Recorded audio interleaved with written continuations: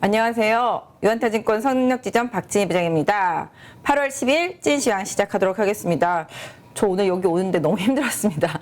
올림픽 대교가 아니죠. 올림픽 도로를 다 통제하는 바람에 저 돌고 돌아서 정말 2시간 넘게 여기 온 것 같습니다. 오히려 강남이 지금은 덜 안 막혔던 것 같아요. 보면 중간중간에 막 차들이 막 버려진 차들이 좀 많기는 한데요. 그래도 오히려 우회 도로들 쪽이 더 많이 막히는 것 같아서 상당히 좀 힘들었는데요.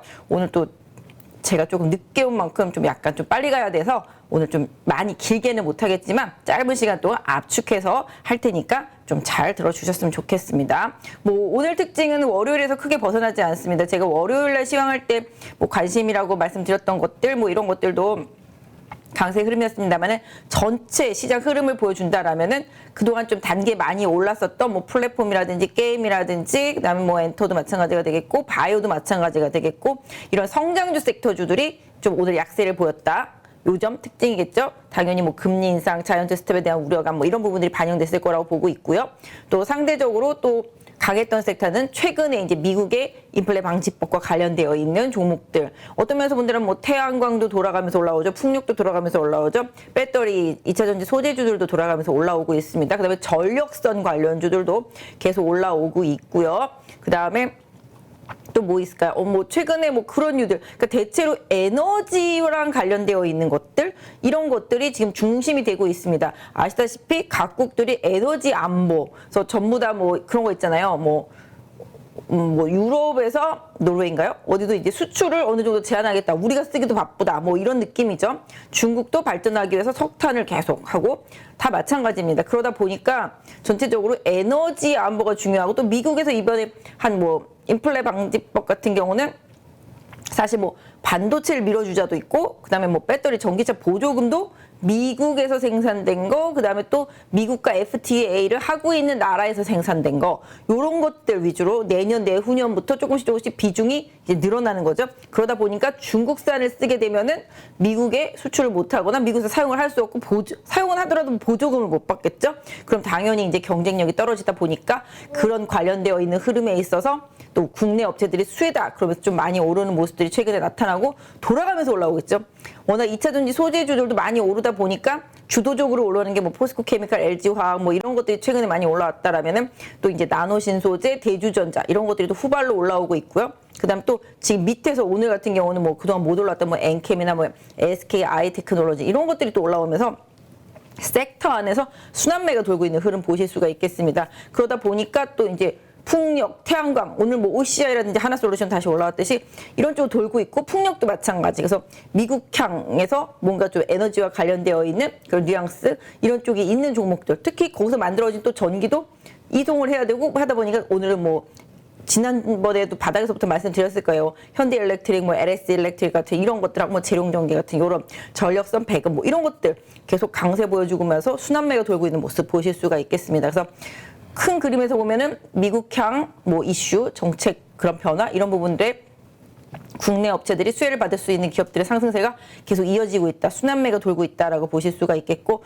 또 오늘 큰 특징이라면은 또 이제 건설 섹터주들 사실 뭐 사우디 빈살만이 11월에 한국에 와서 이제 한국에 온 다음에 이제 그 네옴시티죠. 네옴시티와 관련되어 있는 협의를 할 것이다.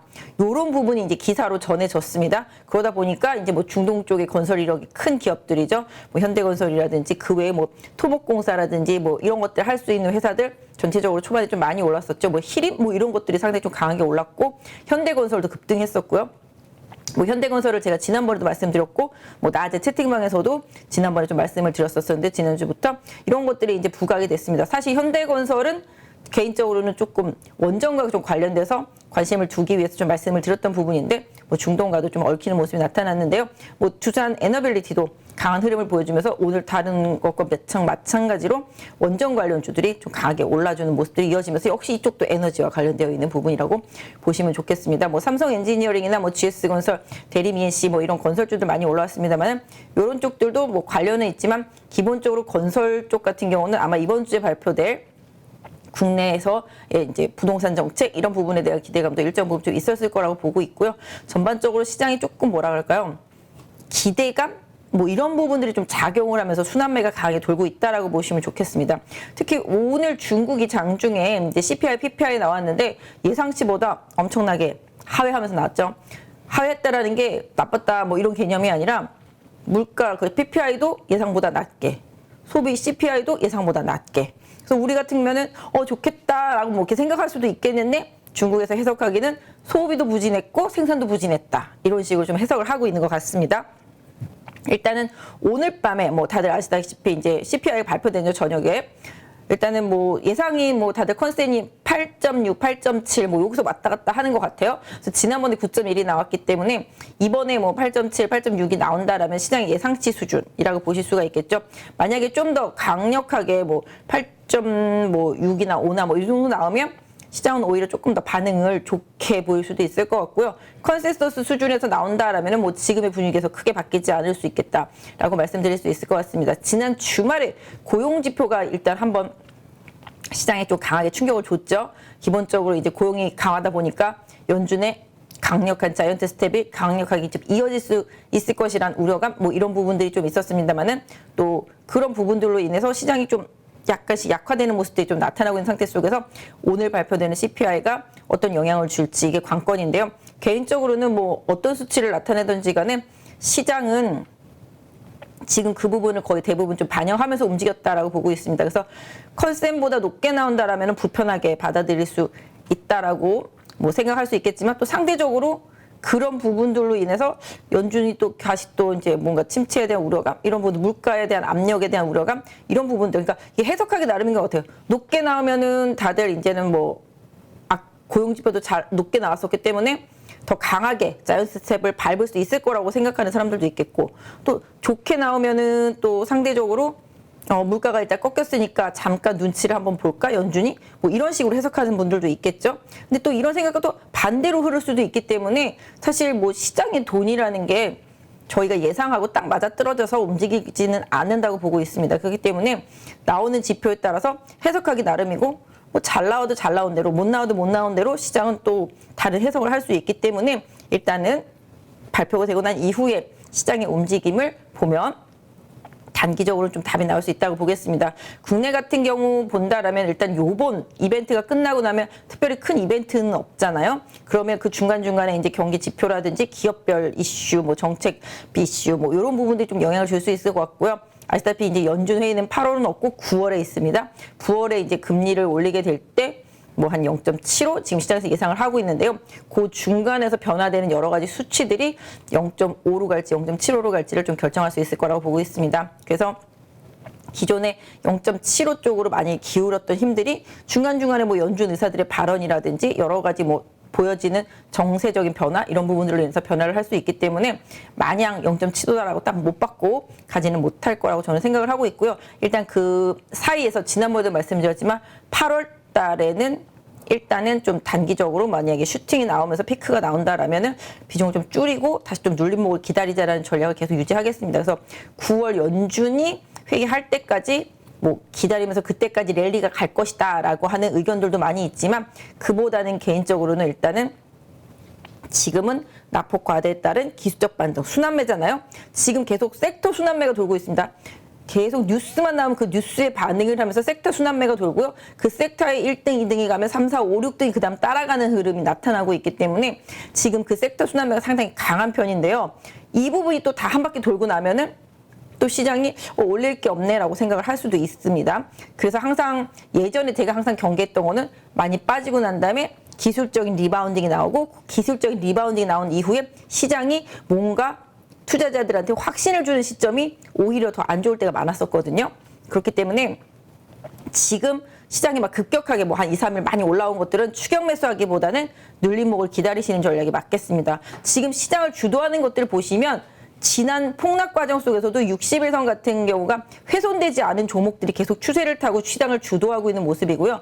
상대적으로 훼손이 많이 되고 바닥에서 오랫동안 장기 바닥을 끌은 것들이 최근에 올라서기 시작하면서 단기적으로 좀 급등을 보여줬는데 그것들이 다 이제 성장주 섹터였었습니다. 뭐 게임이라든지 뭐 플랫폼이라든지 바이오라든지 이런 부분들이 그런 식으로 해서 바닥에서 이렇게 터닝하면서 올라오는 모습들이 좀 나타났는데요. 한 번에 가지는 못할 거라고 보고 있고요. 오늘 조정을 기점으로 해서 본다면 성장주 섹터주들은 조금 조정이 나타나면서 금리에 대한 어느 정도 확신, 이 정도가 뭐 맥시멈이다라는 확신, 이런 부분이 생길 때가 오히려 더 좋은 기회다라고 말씀을 지난 월요일 날 드렸잖아요. 그래서 9월 달에 금리가 확실하게 어느 정도 올라가는지를 보고 나면은 성장주 섹터주들한테는 뭐 흐름이 좀 나타날 수 있을 거라고 보고 있는데, 그 사이에서는 그래도 개인적으로 단기보다는 중장기적으로 이제 금리 인상이 어느 정도 이번을 기점으로 해서 더 이상 강하지 않게 완화될 거라는 시그널을 고려한다라면은 그런 성장주 섹터주들도 나름의 종목들에 대해서는 가격적인 멘트가 부각되면은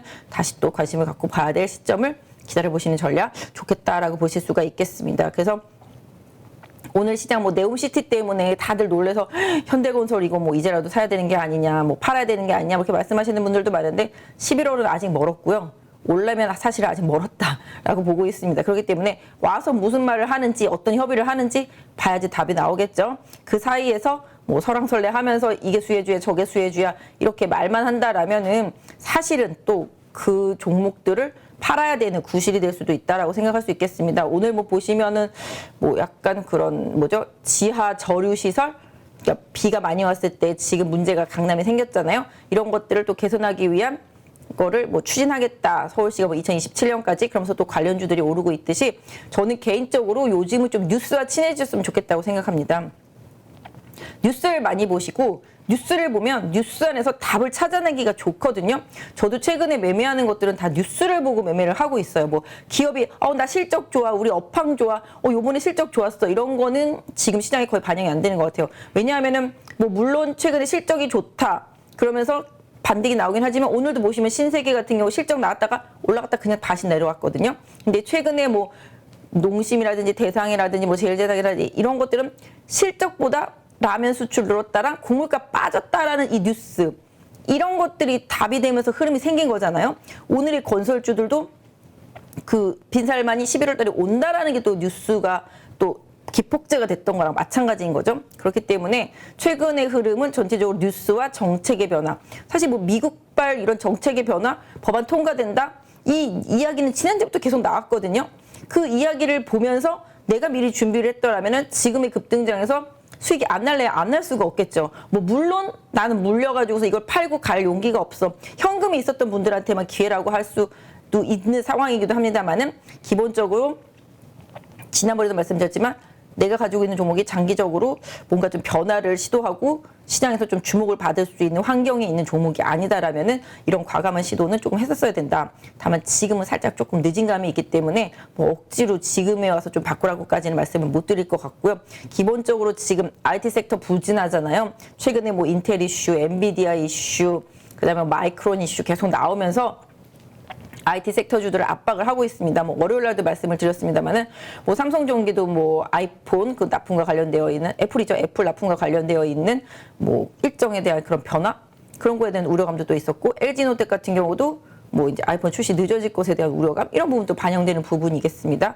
그 다음에 이제 뭐 부동산이 안 좋다 보니까, 부동산 경기가 안 좋다 보니까 이동이 잘 안 되니까 가전 쪽들이 또 안 좋고요. 뭐 이런 부분들인 거죠. 그러다 보니까 뭐 인테리어 업체들도 더 바닥에 있는 상황 보실 수가 있겠습니다. 그래서 돌아가는 정책과 뉴스를 보면 내가 가지고 있는 섹터의 위치, 앞으로의 방향, 이런 부분들을 고려해서 지금은 뭐 스토리텔링 같긴 하지만 이런 부분들을 활용하신다면 방향성을 따라가시는데 좀 쉽다라고 보여지고 있습니다. 그래서 지금은 뭐 방산이 주도하고, 그다음에 뭐 아시다시피 뭐 미국의 인플레 방지법안과 관련되어 있는 종목들이 주도하고, 정부의 정책이 좀 주도하고 있습니다. 그래서 원전도 마찬가지가 되겠고요. 전반적으로 다 그렇습니다. 2차 전지 소재주들도 마찬가지고 그거 다 따라가는 부분들이잖아요. 그래서 이렇기 때문에 지금 상태는 정책과 뉴스, 그러니까 전 세계적으로 봤을 때 지금 뭐가 가장 큰 문제인가, 우크라이나 전쟁이 터지면서 뭐가 가장 큰 문제였는가, 뭔가 해결을 해야 되는데 그 해결을 하기 위해서는 뭐가 우선시 돼야 되는가, 이런 부분들이 많이 중요하다는 거죠. 최근에 조선 엄청 오르고 있잖아요.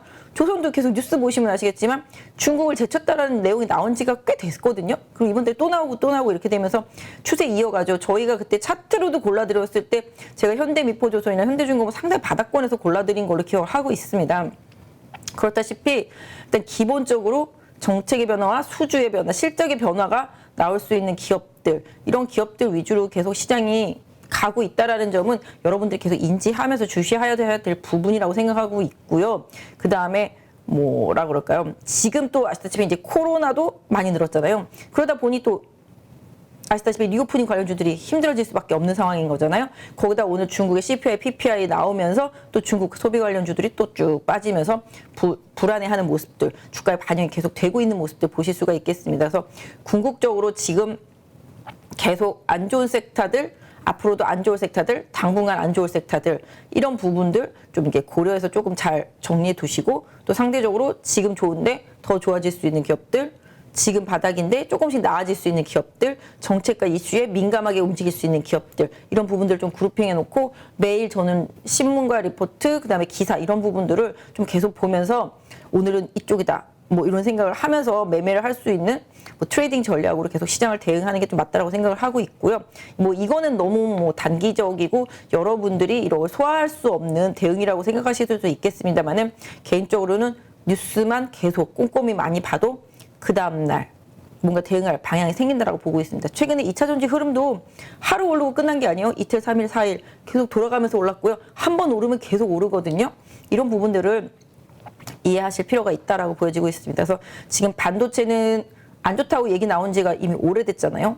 작년 연말에도 그랬었고 올 봄에도 그랬었고 계속 안 좋다 얘기 나오고 있는데, 그 과정 중에서 중간중간에 희망적인 뉴스들이 잠깐 나오긴 했지만 궁극적으로 지금 계속 뭐 디램 가격도 힘든 부분이고요. 그다음에 뭐 치포 동맹에 우리나라가 들어갔을 때 중국과의 관계도 어떻게 변할지 모르겠는데, 뭐 사실 최근에 중국은 뉘앙스가 살짝 나쁘지는 않습니다. 우리나라한테 뭐 니네가 어쩔 수 없이 치포 동맹에 가더라도 뭐 건설적인 관계를 잘 유지하자, 이런 뉘앙스는 계속 유지하고 있는 것 같습니다. 그래서 반도체 쪽은 이번에 잘 하면은 뭐 치포와의 관계가 유지되더라도 결론적으로 중국과의 관계가 강력하게 좀 이렇게 안 맞아 떨어지거나 이럴 가능성은 좀 적다라고 보실 수가 있겠어요. 기본적으로 그쪽이 문제라기보다는 실질적으로 미국이 지금 문제인 거죠. 예전에 트럼프는 무조건 아메리카 퍼스트, 중국 안 돼, 이렇게 하면서 다 배제를 했었습니다만은, 지금 바이든도 아메리카 퍼스트를 외치면서 우리 쪽에 붙을래, 중국에 붙을래, 이런 식으로 좀 편가르기를 계속 하고 있잖아요.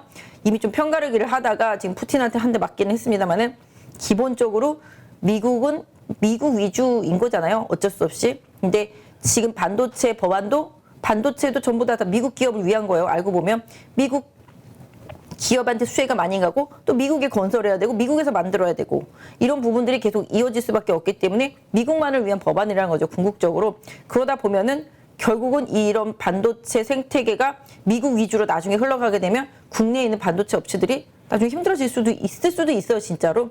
왜냐하면 기술을 계속 이제 미국 쪽에서 키울 수 있는 환경이 계속 만들어지고 있기 때문에. 그래서 궁극적으로 지금의 이런 인플레 방지법이 마냥 우리 기업들한테 유리하지만은 않다.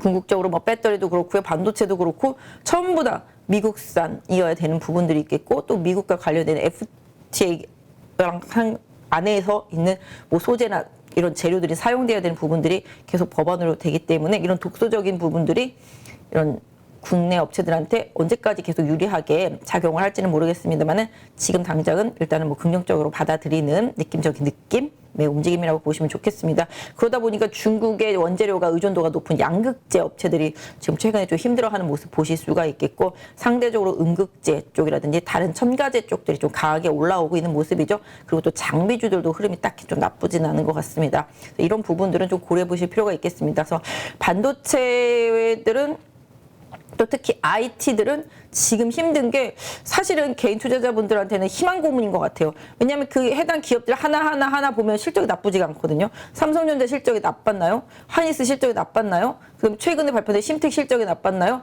어저께 실적 발표된 네페스가 실적이 나빴나요? 아니면 최근에 또 LB세미콘 같은 경우가 실적이 나빴나요?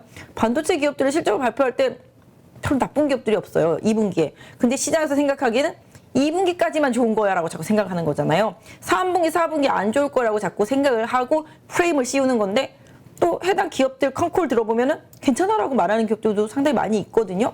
뭐 심텍 같은 경우도 우리 괜찮다라고 계속 말을 하고 있는데, 시장에서 또 그렇게 받아들여주지 않고 있습니다. 또 현대차 같은 경우도 좋았다가 안 좋았다, 시장의 시각이 계속 왔다리 갔다리 하는 것 같아요. 현대차가 2분기에 워낙 실적이 좋았기 때문에 지금 환율이 조금 안정세 보이고, 지금 저기 유럽 쪽에 그 인피니언의 그 반도체 불량 때문에 3분기 생각보다 그렇게 막 2분기만큼 월등하게 서프라이즈하지 않을 거다라는 시장의 우려감도 일정 부분 있다라는 거죠.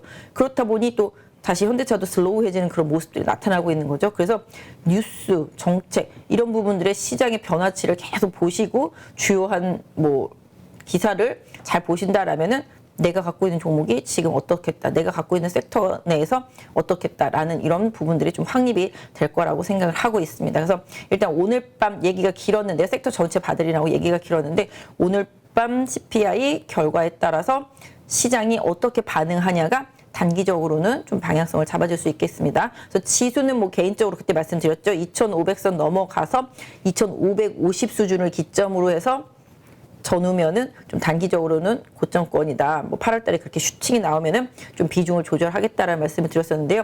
2,500 넘자마자 지금 다시 내려오고 있습니다. 지지선은 한 2,450선. 저희 차트 지난 월요일 날 봐드렸으니까 그거 참고하시면 될 것 같아요. 그래서 2,450선 정도를 단기적인 지지선으로 놓고 지수 관련주들은 좀 대응하시는 게 좋겠다라고 말씀드릴 수 있겠습니다. 그래서 지금 지수는 뭐 삼성전자, 하이닉스 이런 대형주들이 다 뺐기 때문에 사실은 의미가 없고 종목별 장세, 종목별 흐름 이런 쪽으로 봐주시되 종목이 다 한 바퀴씩 순환매 돌고 나서 가격 메리트가 떨어졌을 때는 조금 주의해야 된다. 추격 매수보다는 주도력이 갖고 있는 종목들은 좀 눌림목이 형성되었을 때 수급에 큰 변화가 없다라면은 그때 좀 관심을 갖고 보시는 게 좋겠다라고 말씀드릴 수가 있겠고 상대적으로 안 오른 종목들 또 내지는 최근에 강하게 올라왔다가 조정이 들어간 종목들이 이번 지수 조정기에 뭐 내일 이후가 되겠습니다만은 변화의 움직임 그 부분을 좀 따라가시는 전략이 맞겠다라고 보실 수가 있겠습니다. 그래서 이번 CPI 발표하고 미국 시장의 반응이라든지 국내 시장의 반응 이런 부분들과 외국인의 수급 좀 봐주시면 좋겠는데요. 이미 뭐 환율도 그렇고 그다음에 외국인들의 움직임도 그렇고 달러 강세를 예상하는 움직임으로 가고 있지 않습니까? 금리를 또 강하게 올릴 것 같은 그런 뉘앙스다 보니까 그래서 다시 또 달러가 강세가 되게 되면은 그 부분으로 인해서 불편해지는 섹터주들은 뭐 내수 소비주들일 수 있겠습니다만은 일단은 궁극적으로 외국인들의 자금이 강하게 들어오지 못하면 아시다시피 대형 지수 관련 주들에 있어서는 조금 힘든 방향성이 유지될 수밖에 없다라는 점은 좀 알고서 시장을 좀 대응해 주셨으면 좋겠습니다. 오늘도 외국인 좀 양시장 다 매도를 했고요. 아시다시피 내일 옵션 만기도 있습니다. 근데 뭐 각종 매체나 증권사들은 내일 옵션 만기는 그렇게 물량 부담이 없다라고 좀 보는 것 같습니다. 이 부분 좀 참고해 주시고요. 뭐 예상은 늘 빗나갈 수 있다라고 보겠습니다만은 최근에 좀 계속 나오는 뉘앙스의 뭐 멘트들은 요번 만기는 크게 뭐 물량 압박이라든지 이런 게 없다라는 측면에서 좀 보고 있더라고요. 뭐 그럼에도 불구하고 오늘 밤 뭐 CPI 결과에 따라서 시장의 변화가 나타날 수 있다라는 점을 좀 염두에 두셨으면 좋겠습니다. 그래서 오늘 기관도 외국인도 좀 시장을 많이 팔았고 개인만 좀 강하게 양시장 매수했다라는 점, 이 점은 좀 염두에 두셔고요. 수급적인 부분에 있어서 최근에 좀 외국인도 그렇고 기관도 그렇고 좀 약간 단타 성향의 매수와 매도를 좀 반복하고 있는 그런 상황이다라는 점, 그래서 좀 빠르게 대응할 수 없으면은 시장을 조금 관망하시는 것도 좀 다소 좀 도움이 되겠다. 지난번에 말씀드렸다시피 다음번에 움직일 섹터에 미리 가서 앉아 있으면 나한테 순서가 돌아오는 장이 지금이잖아요. 근데 그게 순서가 다 한 바퀴씩 돌고 나면 다시 또 어디로 갈지 또 시장의 방향성을 결정해야 되는데요. 이 부분까지 확인하시고 아직까지 못 들어가신 분들이라면은 그때 좀 접근을 하든지 아니면 뭐 관망을 하든지 시장의 방향성을 좀 따라주시면 좋겠습니다. 그래서 개인적으로는 일단 조금 시장은 숨고르기 할 수도 있다라고 보실 수가 보고 있고요.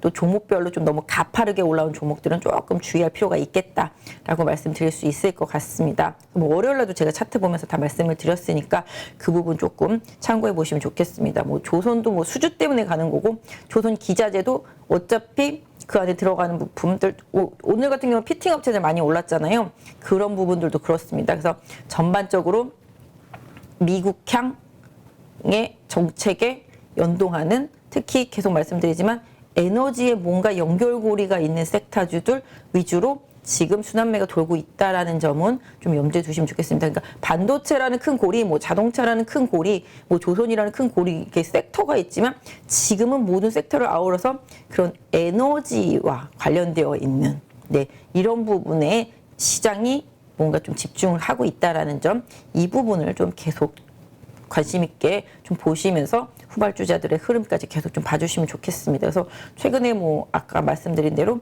미국향과 관련되어 있는 종목들이 아니면 좀 맥을 못 추고 있으니까 이 부분 조금 염두에 두시고, 단기적으로 최근에 우르르 올라왔던 바이오 제약하고 아까 말씀드린 플랫폼 게임, 이런 것들은 개인적으로는 뭐 조정이 나오면은 일정 부분 눌림목 안에서는 다시 또 관심을 갖고 봐야 될 타이밍은 분명히 다가올 수 있다라고 보고 있기 때문에 이 부분도 좀 염두를 해 주셨으면 좋겠습니다. 아까 낮에 채팅방에 들어갔을 때 시청자분들이 조금 종목 상담 신청하신 게 있는데요. 그거 한두 종목? 아니, 빨리 볼게요. 제가 두세 종목 마음이 급해서 제가 뒤에 생방이 있어가지고 너무 죄송해요. 네, 오늘 한번 좀 시청자 거 한번 볼게요. 오늘 좀 특징이었었던 종목 중에서 한번 볼까요?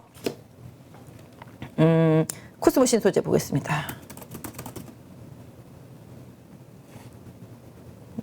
아이고, 이게 좀 느리긴 하네요. 네. 네, 코스모 신소재, 코스모 화학이랑 지금 같이 움직이죠. 최근에 에코프로도 폐배터리 때문에 많이 올랐고요. 코스모 화학, 코스모 신소재 상당히 강한 흐름 타고 있습니다. 지금 최근에 고점을 아예 뚫어내고 있는 모습 보실 수가 있겠죠. 코스모 화학도 마찬가지고요. 최근에 뭐 나노 신소재도 마찬가지가 되겠고, 바닥권에 있던 뭐 엔캠도 후발로 올라오고 SKIT도 후발로 올라오고 있고요. 대주전자도 올라오고 있는 상태입니다. 소재 쪽에서 아까 말씀드린 대로 양극재는 살짝 슬로우해졌죠. 그 부분 참고해 보실 필요가 있는데, 코스모 신소재 일단 요거 가지고 계신 분들은 뭐 지금 추세라면은 계속 고점 돌파하는 추세이기 때문에 뭐라 그럴까요? 단기적인 추세? 이런 부분에 있어서의 지지선, 뭐 그래서 5일선 정도 보시면 되는데, 제가 오늘 듣기로는 코스모 신소재가 큰 수주가 있다고 들었어요. 그래서 그 수주설이 진실일지 아닌지는 봐야 되겠는데요. 큰 수주가 있다고 약간 뭐 소문이 돌기 시작하면서 좀 강하게 올라왔다고 합니다. 그래서 코스모 신소재도 지난번에 다 이렇게 차트 그어드렸죠. 목표 다 뭐 가격 드렸습니다만은 거래 실리고 있는 모습이고요. 지금 보시면 수급도 예, 연기금 오늘 살짝 팔긴 했지만 사모펀드 쪽에서 투신이랑 강력하게 외국인과 함께 샀습니다. 보통 사모펀드나 외국인 계열로 강력하게 뭐가 들어올 때는 그 뒤에 뭔가 뉴스가 항상 있더라고요. 그러니까 이들은 뭔가 뉴스 내용을 알고 있기 때문에 좀 줄었다고도 볼 수 있겠습니다. 그래서 거래가 이틀 연속 붙으면서 올라왔기 때문에 보유하신 분을 뭐 기준으로 본다라면은 지금 제가 봤을 때는 6만 원 정도 단기적으로 좀 지지선을 설정을 하시고요. 대신에 오늘 윗꼬리가 길잖아요. 65,400원. 요 가격대를 뭔가 호재성 이슈가 나왔을 때 넘느냐, 아니면 최근에 다른 값들과 같이 올라왔는데 2차전지 섹터 전체적으로 올라가는데도 혼자만 못 넘느냐, 아니면 2차전지 섹터 전체적으로 조정이 들어가느냐, 이거를 확인하시면서 보셔야 되는데, 보유하신 분은 개인적으로는 아까 봤던 대로 6만 원이 단기적으로 좀 지선이다 라고 봐드릴 수 있겠고, 오늘의 흐름상으로만 놓고 본다라면은 한 6만 1,000원에서 6만 1,500원 정도? 네, 요 가격을 좀 안 깨는 게 위쪽으로 더 강하게 올라갈 수 있겠다라고 보실 수가 있겠습니다. 전반적인 추세는 아까 말씀드렸던 대로 6만 원을 안 깨면 좋겠지만, 추세상으로는 지금 최근에 밟고 올라왔던 5만 5천 원까지 조정이 나중에 오더라도 하자는 없다. 네, 하자는 없다라고 보실 수가 있겠습니다. 하지만 단기로 이격이 많이 벌어진 상태이기 때문에 추가적인 상승이 나온다라면은 한 번 정도는 조금 추가 상승 시에는 뭐 만약에 호재가 오픈이 된다라면은 그 부분에 있어서는 한번 이익 실현도 고민해 볼 수 있겠다. 대신에 아까 말씀드렸던 대로 오늘 찍은 고점을 저항대로 놓고 그 고점이 차후에 돌파되는지 여부를 좀 보셨으면 좋겠다라고 말씀드릴 수가 있을 것 같고요. 건설주에 대해서 물어보신 분이 있는데, 아까 참 채팅방에서 현대건설 어떻게 해요? 들고 가요? 말아요? 막 물어보시더라고요. 보니까 사실 현대건설은 뭐 아직까지는 사실 갈 길이 멀고요. 뭐 여러 가지 좀 정부의 부동산 정책이라든지 이런 부분들로 봤을 때는 저는 개인적으로 조금 계속 긍정적으로 보고 있습니다. 그래서 뭐 좀 사우디 관련 이슈가 너무 오늘 강력하게 작용을 해서 주가가 많이 올랐습니다만은 아직까지 시간이 좀 많이 남아 있다라는 점 염두에 두실 필요가 있겠고요. 개인적으로 좀 원전에 대한 수주 이슈 이런 부분 때문에 두산 에너빌리티랑 현대건설을 계속 좀 말씀을 드렸었는데요. 일단 여기서 계속 힘을 응축하다가 오늘 슈팅이 간 상태죠. 항상 이럴 때는 슈팅이 가면 좀 매물이 많이 나오기 나름인데요. 이것도 좀 나오고 있습니다. 하지만 여기 5만 원 부근에 저항대까지는 분명히 좀 갈 수 있는 여력이 있다라고 보여지고 있고요. 만약에 눌림목이 나오게 된다라면 그 부분을 좀 활용하셨으면 좋겠습니다. 오늘 갭 상승이 있었기 때문에 이 갭을 단기에 매우러 내려올지는 모르겠습니다만은 내려온다라면은 거래 없이 내려오는지를 확인해 보실 필요가 있겠고요. 거래 없이 내려온다라면은 좀 기회로 보시는 게 좋겠습니다. 하지만 갖고 있는 사람 입장에서 본다라면은 이 가격대 잠시만요. 갖고 있는 사람 입장에서 본다라면은 수평선 어디 갔냐? 네, 갖고 있는 사람 입장에서 본다라면은 한 45,000원 정도를 좀 안 깨주고 잘 버티다가 슈팅 가는 게 가장 아름다운 그림이지 않을까라고 생각을 하고 있습니다. 그래서 보유하신 분들은 그 부분 챙겨보시고요. 거래 없이 내려오는 조정이라면은 한번 기회로 삼아보자라고 말씀을 드릴 수 있겠고, 단기보다는 좀 중장기적으로 보는 게 맞겠다. 오늘 연기금, 사모펀드는 미리 사고 있었잖아요. 지금 38,000원대부터 쭉. 그다음에 오늘 외국인 계좌 강하게 들어왔고, 개인들은 땡큐하고 오늘 매도를 많이 한 것 같습니다. 일단은 오늘 들어온 수급들이 다시 이탈하는지 여부 이 부분 조금 챙겨보시면서 보시고요. 건설주는 일단은 개인적으로 뭐 탑픽은 계속 현대건설을 잡고 있지만 후발로 뭐 정부의 약간 부동산 정책 이런 부분들이 나온다라면 뭐 DLENC라든지 GS건설 외에 또 중소형 건설사들 있잖아요. 토목하는 애들도 그렇고요. 그다음에 뭐 여러 가지 뭐 설계도 마찬가지가 되겠습니다만은 진짜 그 네옴시티가 나중에 정말 우리나라가 수주를 받게 된다라면은 정말 큰 사업이라고 생각을 하고 있거든요. 그런 모멘텀이 진짜로 다가올지는 모르겠습니다만은 그렇게만 된다면은 아마 건설과 관련되어 있는 두루두루 섹터 안에서는 분명히 좀 호재다라고 보실 수가 있겠고, 오늘 건설 얘기를 하다 보니까 상대적으로 못 올라온 게 뭐죠? 기계 섹터가 많이 못 올라왔잖아요. 최근에 전력선 섹터라든지는 많이 올라왔지만 건자재라든지 기계 섹터는 많이 못 올라왔는데요. 아까 보다 보니까 DY 파워 또 좀 가격대가 바닥권에 있는 것 같고요. 현대 건설기계도 최근에 조정을 많이 받았기 때문에 가격 메리트가 있는 것 같습니다. 그래서 건설주가 가고 나면은 분명히 건설기계 섹터주들도 따라가는 게 정상이잖아요. 그렇기 때문에 건설주 많이 오르고 뭐 잘 버텨주고 추세 흐름 좋아지면은 건설 기계 섹터주들도 한번 관심 있게 보시면서 두루두루 좀 봐주시면 또 후발주 매매하는 데 있어서는 조금 도움이 되지 않을까 싶습니다. 그리고 또 물어보신 게 동성 하이텍 있네요. 저는 오늘 뭐 피팅 업체들 뭐 성광밴드, 태광 아시다시피 다 많이 올랐고, 제가 월요일날 세진중공업도 조선 기자재 쪽 다 훑어드릴 때 말씀드렸잖아요. 또 조선 기자재 쪽 다 말씀드린 것들 흐름이 계속 이어지고 있는 모습이어서 월요일 날 그것도 좀 한번 싹 살펴봐 드렸어요. 그날 좀 수상해가지고. 그래서 그렇게 좀 살펴봐 드릴 때 보신 분들 조금 도움이 될 수 있을 것 같은데요. 일단 뭐 워낙 뭐 BMT, 그다음에 뭐 하이로코리아 뭐 이런 식으로 해서 조선 기자재 관련주들도 많이 올랐었고요. 피팅 업체들도 그동안 많이 올랐고, 성광밴드 같은 경우가 최근에 좀 많이 올랐죠. 그래서 그런 부분들 고려해서 본다면 뭐 일단 LNG섬 또 역시 에너지 이송과 관련되어 있는 부분이잖아요. 그래서 거기서 뭐 냉각 장치라든지 뭐 냉매라든지 뭐 밸브라든지 뭐 이송관이라든지 뭐 다 연결 짓자라면 한도 끝도 없거든요. 근데 이거 동성 하이텍 같은 경우도 그런 느낌적인 느낌 아시다시피 이것도 뭐 냉매 쪽 관련입니다. 그래서 이제 LNG선과 관련되어도 있고 그러다 보니까 다시 올라오고 있습니다. 풍력에서도 보시면 최근에 이제 뭐 CS윈드, 삼각 MNT 위주로 올라왔다라면은 동국 SNC 요거 조금 덜 올랐는데 이 회사도 실적이 좀 괜찮다고 알려져 있거든요. 그래서 풍력 쪽에서 조금 안 올라온 거 찾는다? 그러면 동국 SNC의 흐름도 한번 봐주시면 좋겠습니다. 그래서 동성 하이텍도 지금 여기다 차트 보시면 저항대가 이렇게 눈에 띄잖아요. 그죠? 이 저항대를 어떻게 돌파하는지 좀 보셔야 되는데 최근에 거래가 실리고 있다라는 점에서는 저가권에서 흐름 변화가 있다. 그리고 지금 60일선 돌아가기 시작했고요. 지금 21선 따라 올라가고 있기 때문에 동성 하이텍 같은 경우도 보유하신 분들이라면은 지금 수준에서 11,500원 정도 여기 강하게 이탈하지 않는다라면은 조정은 기회다. 거래가 많이 이렇게 늘지 않으면서 음봉이 나지 않는 선에서는 기회다라고 보실 수가 있겠고, 지금 21선이 좀 따라 올라가고 61선이 터닝하고 있기 때문에 이걸 조금 기다리고 있는 상황이다라고 볼 수 있겠죠. 지금 현대미포나 이제 현대중공업 등은 다 급등해 있는 상태잖아요, 최근에. 그래서 일단은 이렇게 박스권 지루하잖아요. 저희가 계속 박스권 말씀드리는데 사실 박스권 종목들은 그냥 기다리지 말고 박스권 돌파할 때 사는 게 가장 편하긴 하거든요.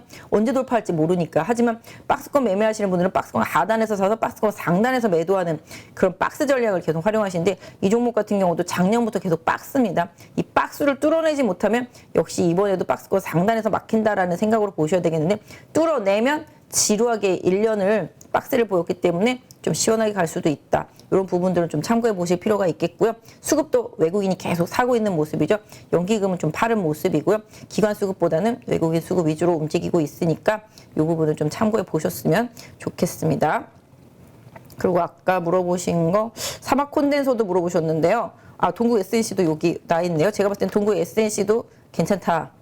이거 물어보신 분 괜찮을 것 같으니까 좀 참고해서 보시면 실적이 괜찮다고 우리가 보시면 좋을 것 같고 사막 콘덴서는 뭐 따로 볼 필요는 없을 것 같아요. 삼성전기가 잘 풀려야 얘도 잘 풀린다. MLCC 쪽이잖아요. MLCC 계열도 뭐 아시다시피 IT 부품주들 지금 다 약하니까 반도체랑 마찬가지로 IT 계열들이 좋아지려면은 결국은 좀 뭐랄까 시장이 좀 안정이 되고 경기 회복에 대한 시그널이 어느 정도 나오면서 외국인들의 수급이 강하게 돌아올 때 그때 좀 IT 주들이 힘을 낼 수 있다. 그러니까 하이닉스 같은 경우도 지금 딱 10만 3천 원 찍고 빠졌기 때문에 좀 그렇고 또 지금 삼성전자 같은 경우도 6만 원 이탈한 상태이기 때문에 좀 대형주 단에서 이런 섹터 종목들이 강하게 이끌어주지 못하면 그 하부권에 있는 종목들이 조금 힘들다라는 점을 좀 염두에 두시면 좋겠습니다. 그래서 사막콘덴서나 삼성전기 이런 부분들은 어쩔 수 없이 시장에 좀 돈이 들어오고 이쪽 IT 섹터에 대한 뷰가 바뀔 때까지 좀 기다려보시는 전략으로 조금 드릴 수 있을 것 같습니다. 여기 심텍도 물어보신 분이 있는데요.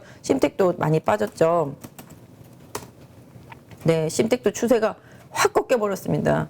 예전에 제가 이제 심텍 같은 경우도 뭐 다른 방송이긴 한데요. 여기서 이제 이 부분에서 계속 처지고 있는 모습들을 보면서 탄력 많이 죽었다고 좀 말씀을 드렸었는데 그 뒤에 급락했다가 쭉 올라왔습니다만 역시 이 고비를 못 넘잖아요. 그래서 이 고비를 못 넘고 좋은 실적임에도 불구하고 하지만 아까 말씀드린 대로 회사 측에서는 3, 4분기도 실적이 계속 좋다라고 얘기를 하고 있는데 시장은 아니야 니네 안 좋아 계속 이런 식인 거잖아요. 이런 부분들을 조금 불식시켜주는 타이밍을 좀 기다려야 될 것 같고요. 심텍뿐만 아니라 다른 뭐 기판 업체들도 실적 다 괜찮은데 이런 분위기 뉘앙스잖아요. 반도체 쪽들도 마찬가지로. 그래서 IT 섹터는 지금 시장에서 조금 뭐라 그럴까요? 불편해하는 흐름들 그런 그림들이 있다라는 부분들. 그다음에 여기 심텍도 제가 예전에 그림 그려놨네요. 여기 갭이 있다라는 거. 이 갭을 요번에 매크로 내려올지 모르겠는데 여기 이쪽 갭을 매크로 내려오면은 저점이 깨지더라도 한번 뭐 기회로 활용해 볼 수는 있겠습니다만은 웬만하면 이 저점을 안 깨주는 게 좋겠습니다. 그래서 심텍 같은 경우는 지금 4만 원대 위로 강하게 반전을 하는 거래량과 함께 양봉이 나와야지만 다시 또 추세를 돌릴 수 있는 힘이 붙었다라고 보실 수가 있기 때문에 조금 신규 매수는 더 추가 하락을 기다리는 전략 보유하신 분들은 차후에 반등할 때 39,000원에서 4만 원 강하게 돌파 안 되면은 조금 비중을 조절해놓고 수급을 조금 확인하실 필요가 있겠다. 지금 기관이 다 던지잖아요. 원래 기관 종목이었었는데 기관 외국인 다 같이 던지고 있기 때문에 IT 섹터 쪽들은 좀 이런 수급을 타고 있다라는 점 염두에 두시고 IT 내에서는 2차 전지 계열들 하고 아까 전기차 계열들 그다음에 에너지 관련 계열들 이런 쪽 계열들 위주로의 힘을 좀 봐주시는 게 좋겠다 말씀드릴 수 있을 것 같습니다. 그래서 일단은 수급이 아직 강하게 안 들어오고 있으니까 심텍 보유하신 분들은 좀 추가적인 하락 내지는 직전 저점에서의 지지력 이런 부분 한번 확인해 보시면서 대응하시는 게 좋겠다라고 말씀드릴 수 있을 것 같습니다. 숨차게 달려왔는데요. 지금 제가 생각했던 시간보다 조금 더 오버가 됐어요. 좀 빨리 가봐야 될 것 같아서 오늘 너무 죄송하고요. 늦은 밤인데 제가 이따가 뭐 채팅방 들어갈 수 있으면 들어가고요. 일단은 너무 고생하셨고 오늘 밤 CPI 잘 보시고요. 내일 시장 좀 잘 대응하셨으면 좋겠습니다. 오늘도 좀 고생하셨고요. 꿀잠 주무시기 바랍니다. 약 4억을 투자해서 한 1억 정도 수익이 나고 주식 선물로 해서 한 1억 정도 수익이 난 계좌입니다. 그래서 저 20년 노하우를 벤치마킹 하는 것이 고수익하는 길이라 저는 생각하고 있습니다. 네, 이번에 8.15 캠퍼스에서 정말 특별한 교육 프로그램을 준비했습니다. 많은 분들이 고민하시죠. 어디에서 사야 되는지 그리고 얼마에 팔아야 되는지 이것을 몰라서 참 많은 돈을 잃는 경우들이 있습니다. 그리고 좋다고 생각해서 샀는데 결국 그 자리가 물리는 경우도 있고요. 그래서 우리 영상에서도 여러 번 소개해드렸던 공매도의 고수시죠. 물론 공매도뿐만이 아니라 일반 매수와 관련된 투자자로서도 상당한 수익을 얻고 계시는 분인데요. 그래서 이번에 김용옥 저자님과 함께 우리 많은 개인 투자자들이 실력을 높이고 어떤 시장 환경에서도 돈을 벌 수 있는 전천후 투자자가 될 수 있는 그러한 기회를 준비했습니다. 안녕하세요, 대표님. 네, 안녕하세요. 잠깐 말씀드렸지만 시장이 상승을 하든 그다음에 하락을 하든 어느 쪽으로든 돈을 벌 수 있는 기술, 기법이라는 거. 네, 이거가 상당히 우리 개인 투자자들에게는 매력적인 포인트가 아닐까 생각이 돼서 이번에 정말 삼고초려해서 모셨는데요. 최근에 성적이 어떠신지 여쭤봐도 될까요? 저는 전업 투자자이기 때문에 그냥 월 단위로 손실 난 달이 거의 없다시피 합니다. 그래서 꾸준하게 수익을 내고 있습니다. 최근에 제가 공매도에 대해서 주간 동화하고 대담을 했는데 거기에 그 계좌 인증을 하라 해서 제가 계좌 인증을 한 계좌가 2개가 있습니다. 그것을 자료로 첨부하겠습니다. 자, 이게 계좌 보면 하나는 CFD 계좌 약 4억을 투자해서 한 1억 정도 수익이 나고 주식 선물로 해서 한 1억 정도 수익이 난 계좌입니다. 아, 네. 그럼 2월 달에만 2억 정도의 수익을 올리셨다. 예, 대표적으로 이제 공매도 자리를 잘 잡으면은 그렇게 수익이 난다는 것을 제가 보여준 거죠. 그래서 정말 시장이 떨어지거나 혹은 상승하거나 양쪽에서 이제 돈을 벌 수 있는 그런 기법을 가지고 계시기 때문에 상당히 특별하다. 저도 그렇게 생각이 되는데요. 공매도와 일반적인 우리 주식 투자 이 양쪽을 다 같이 하는 투자를 하고 계시는 건가요? 지금 현재도? 예, 저는 지금 매수와 매도, 공매도를 다 반반 정도 합니다. 손흥민 축구 선수가 축구를 잘하는 이유가 왼발, 오른발 사용하기 때문에 축구를 잘합니다. 제가 좀 주식의 차트를 잘 보는 이유도 공매도를 오래 했기 때문에 매도 자리가 정확하게 보입니다. 왜냐하면 저는 매도 포지션을 하기 때문에. 반대로 또 매수 자리도 잘 보입니다. 결국 공매도와 매수는 제가 다음에 기회가 되면 설명하겠지만은 밀접한 연관이 있습니다. 그래서 일반 투자자들도 쉽게 배우면은 승률이 한 90% 정도 나올 수 있도록 교육을 할 수 있습니다. 공매도를 활용해서 오히려 사야 되는 자리들을 알 수 있는 거잖아요. 네, 맞습니다. 이러한 것과 관련된 기법들은 어떤 것들이 있나요? 간단하게 4가지 기법을 저도 실제 매매를 해서 이제 검증한 기법인데 강남 나이트 기법이라고 우리 땅은 강남이 최고 좋잖아요. 그렇죠. 차트상에서도 그런 강남 자리가 승률이 한 80%, 90% 오는 자리가 있고 신고가 자리. 네. 또 하나는 급락에서 턴, 그 다음에 윗꼬리 거래 극강 기법이라고 4가지 기법을 통해서 매수로서는 충분히 개인들이 수익을 낼 수 있습니다. 또 공매도 자리는 2군데, 저점에서 공매도 자리, 고점에서 공매도 자리 2군데만 배우더라도 충분히 개인들도 적용해서 수익을 낼 수가 있습니다. 네. 네. 그런데 많은 분들이 또 오해하실 수 있는 게 공매도에 대해서는 워낙 이미지가 안 좋기 때문에 그러니까 개인 투자자들이 희생을 그 외국인과 기관의 어떤 불공정한 공매도로 인해서 희생을 받는다라고 생각을 하는 피해의식을 가지고 있는 분들도 있거든요. 그러나 이 공매도에 대해서 명확하게 이해를 하고 있다면 공매도를 쳐서 돈을 버는 것도 가능하지만 공매도 치는 자리를 피할 수 있는 안목이 생길 수도 있는 거겠죠? 제가 이제 공매도를 안 하더라도 공매도 치는 자리를 알기만 하더라도 개인들이 매수를 실수 안 하기 때문에 계좌의 수익에 큰 도움이 됩니다. 네. 모든 주식 거래를 코스피 300, 그다음에 코스닥 200, 소위 우량주 중심으로만 한다라고 말씀하셨거든요. 거기에는 뭐 어떤 특별한 이유가 있을까요?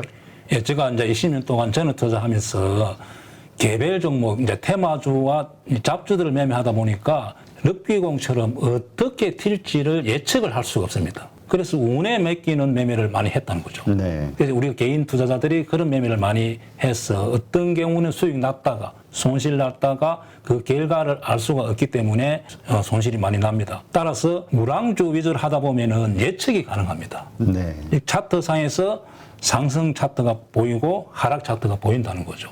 그래서 코스피 300, 코스닥 200, 즉 500 종목 이내에서만 주로 매매를 하기도 하고 교본에 교육할 예정입니다. 수강생들이 등록을 하게 되면 VOD 강의를 들으면서 그 다음에 월 2회 우리 저자님과 실시간 소통을 하면서 배워나가게 되는데 그 기간 몇 개월 정도 배우면은 우리가 그래도 이 교육 과정을 마무리하게 될까요?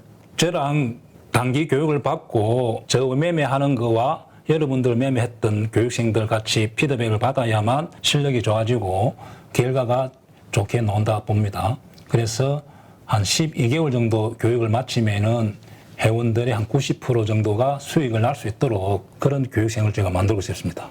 이 영상을 통해서 우리 8.15 캠퍼스에서 진행하는 김용옥 저자님의 투자 기법을 배우려고 관심을 가지신 분들, 이런 분들에게 마지막으로 한 말씀 하신다면 어떤 말씀이 있을까요?